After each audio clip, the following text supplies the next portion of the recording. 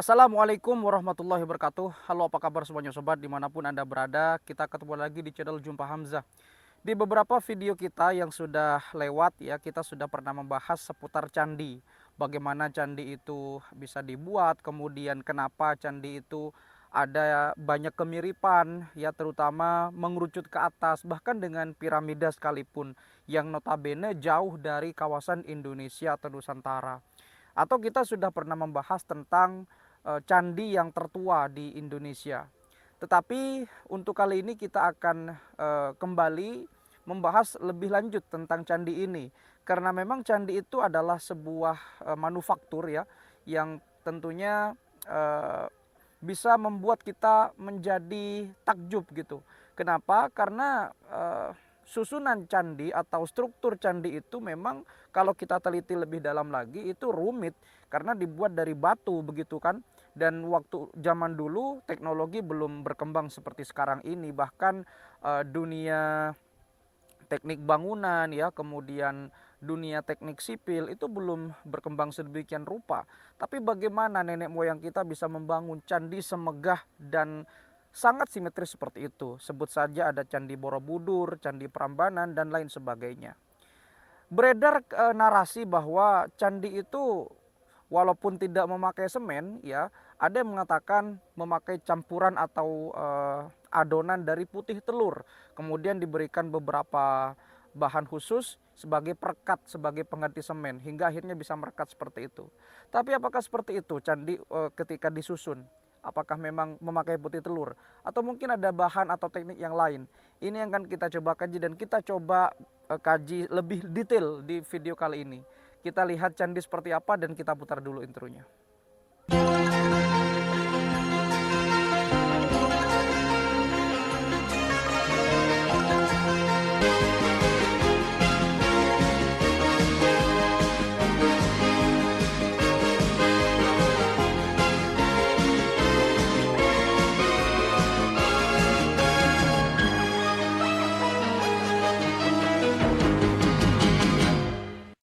Kalau kita melihat bangunan candi, tentu kita akan selalu bertanya-tanya, bagaimana nenek moyang kita terdahulu bisa membangun bangunan semegah itu.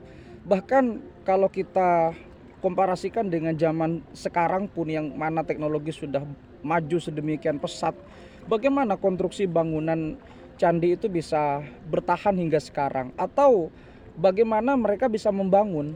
Karena memang zaman dulu itu belum ada yang namanya perekat, belum ada yang namanya semen, apalagi beton begitu ya. Dan rata-rata bangunan candi itu megah. Pertanyaan yang seperti itu tentu sangat banyak dijumpai, bahkan semua orang bertanya-tanya seperti itu. Tetapi jawabannya adalah bagaimana yang pasti nenek moyang kita tahu rahasia untuk membangun candi. Beredar narasi bahwa candi-candi yang ada di Indonesia, khususnya candi yang sangat besar di Indonesia yang disebut dengan Borobudur atau Candi Prambanan. Namun di video kali ini kita akan mengerucut ya skupnya di Candi Borobudur. Karena memang Candi Borobudur itu adalah salah satu keajaiban dunia, one of wonderful in the world gitu ya. Dan tentu kita harus melestarikan begitu. Bagaimana Candi Borobudur itu dibangun oleh nenek moyang kita. Nah, kita harus melihat dulu struktur candi itu sebetulnya gampangnya adalah dia itu mengerucut ke atas. Ya, ini kita sudah pernah bahas di video yang kemarin bahwa bangunan zaman dulu itu memang cara membangunnya itu gampangnya adalah dia semakin ke atas semakin kecil, semakin mengerucut, dan di bawah semakin besar, kemudian semakin ke atas semakin mengerucut, dan biasanya sangat tersusun horizontal. Dan itu secara fisika memang sangat kokoh karena semakin kecil beban yang di atas, ya itu akan semakin memudahkan bangunan itu untuk menjulang lebih tinggi. Dan itu ada di Candi Borobudur dan di candi-candi yang lain, bahkan di piramida. Tapi bagaimana cara mereka merekatkan batu demi batu, tembok demi tembok, ini yang masih menjadi misteri hingga saat ini.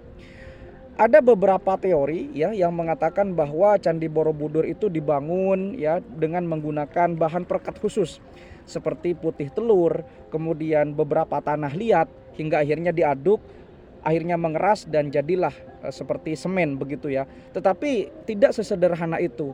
Karena Candi Borobudur itu sangat kompleks, sangat simetris, apalagi kalau dilihat dari udara. Ya, berbentuk seperti bentuk-bentuk geometris dengan pola-pola tertentu. Belum lagi relief-relief yang ada di Candi Borobudur, berikut dengan stupa-stupanya yang ditopang kemudian direkatkan sangat presisi. Apa rahasianya? Apakah hanya putih telur? Ternyata tidak. Sebelum kita menjawab itu, kita lihat dulu bahan yang digunakan dari Candi Borobudur itu. Nah, bahan dari Candi Borobudur itu merupakan batuan dari jenis andesit. Ya, batuan andesit ini banyak ditemukan di daerah yang vulkaniknya cukup tinggi atau aktivitas vulkaniknya sangat tinggi, seperti di Nusantara atau Indonesia. Kemudian batu andesit juga bisa ditemukan di perbatasan antara laut dengan daratan, seperti di wilayah Amerika bagian utara. Dan batuan andesit ini diambil dari pegunungan Andes, yang berarti kuat atau kokoh, sehingga tidak ada keraguan lagi bahwa batu yang digunakan di Candi Borobudur atau mungkin candi-candi yang lain itu adalah batuan yang sangat kuat karena terbuat dari batuan jenis andesit. Dan sekedar informasi menurut sejarah ya, Candi Borobudur itu kan dibangun sekitar abad ke-8 oleh dinasti Shailendra. Kemudian berkembang hingga akhirnya dipugar oleh pemerintah kolonial Hindia Belanda dan akhirnya menjadi hingga seperti sekarang ini. Nah, kita sekarang tiba untuk penjawab misteri. Ada beberapa pendapat yang mengungkapkan bahwa sebetulnya Candi Borobudur itu bukan direkatkan, tetapi dia memakai sistem kuncian. Jadi semacam interlock begitu. Ini mirip seperti puzzle jigsaw gitu ya. Kenapa demikian? Karena kalau kita melihat Candi Borobudur sedemikian rupa ya sangat detail, ya sebetulnya kalau direkatkan itu sangat renggang gitu. Jadi antara celah-celah di Candi Borobudur itu sebetulnya bukan semen yang merekatkan, tapi ada sebuah sistem penguncian yang memang sudah diatur zaman dulu yang disebut dengan interlock. Jadi dia memang ketika ditaruh, disusun gitu ya, disusun ke atas biasanya horizontal, itu terkunci otomatis. Dan ini yang dipakai oleh orang zaman dulu. Di zaman itu di tahun mungkin di abad ke-8 ya. Ya di abad ke-8 pokoknya, itu sudah sangat maju sistem konstruksinya. Bahkan mungkin candi-candi yang lain seperti di Angkor Wat gitu ya, walaupun dia sangat detail, sangat tinggi, mungkin tidak secanggih yang ada di Candi Borobudur. Karena mirip seperti puzzle jigsaw ya. Karena memang menggunakan sistem interlock, ketika sudah ditaruh batunya itu akan terkunci. Nah, ada beberapa cara penguncian di Candi Borobudur, itu ada 5 caranya ya.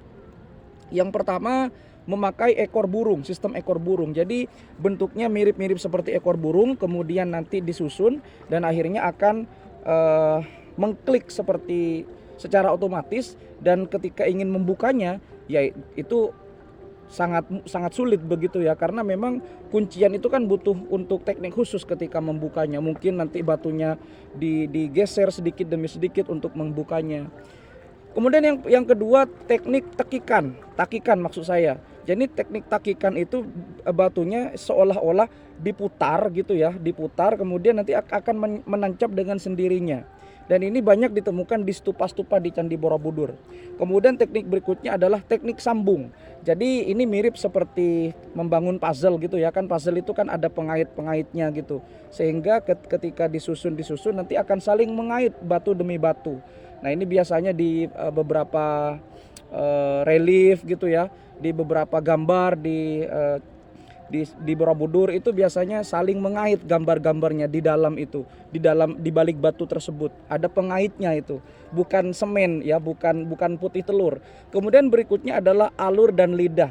Artinya ini biasanya sering dipakai ketika menyambung patung gitu ya, atau arca-arca di beberapa bagian di Candi Borobudur. Dan yang kelima adalah teknik pinus dan lubang. Ini bisa digunakan untuk menyambung stupa demi stupa. Ya, karena stupa di Candi Borobudur kan berbeda ukurannya ya, ada yang kecil, ada yang paling besar, yang paling atas itu menggunakan teknik pinus dan lubang. Artinya memang ada mirip pohon pinus gitu bentuknya, kemudian nanti disambung dan ada lubang yang akan membuat pengait di situ. Sehingga seperti itulah cara orang zaman dulu membangun struktur Candi Borobudur begitu. Dan saat itu semen belum ada. Saat itu apalagi beton ya. Teknik pengecoran itu belum dikenal waktu itu. Tapi di abad ke-8 Masehi nenek moyang kita mampu membangun struktur yang megah seperti Candi Borobudur itu. Dan sampai saat ini masih berdiri kokoh. Banyak pengunjung dan wisatawan yang berkunjung ke sana. Dan menurut sejarah memang Candi Borobudur itu belum ada prototipe zaman dulu. Walaupun sebetulnya ada candi yang lebih tua daripada Borobudur, tetapi sistem pengunciannya tidak sepresisi Borobudur. Jadi bisa dikatakan the one and only Candi Borobudur Temple itu the first system of puzzle jigsaw ya in Nusantara pada zaman dulu at the time. Karena belum ada yang lain. Jadi bisa dikatakan Borobudur ini prototype. Dan mungkin candi-candi seterusnya bisa meniru Borobudur itu. Karena memang sistemnya sangat canggih. Interlock loh, bayangkan. Zaman dulu bisa interlock. Itu sangat mengesankan ya. Bagaimana cara nenek moyang kita belajar konstruksi yang sudah sangat canggih seperti itu. Sehingga tugas kita adalah melestarikan ya peninggalan-peninggalan sejarah dan budaya agar bisa dinikmati oleh anak cucu kita kelak. Terima kasih sudah menyimak, mudah-mudahan bisa memberikan manfaat dan edukasi. Kalau misalkan ada kata-kata salah dan ada referensi yang kurang lengkap, silahkan dikoreksi di kolom komentar. Kita ketemu lagi di video berikutnya. Wassalamualaikum warahmatullahi wabarakatuh.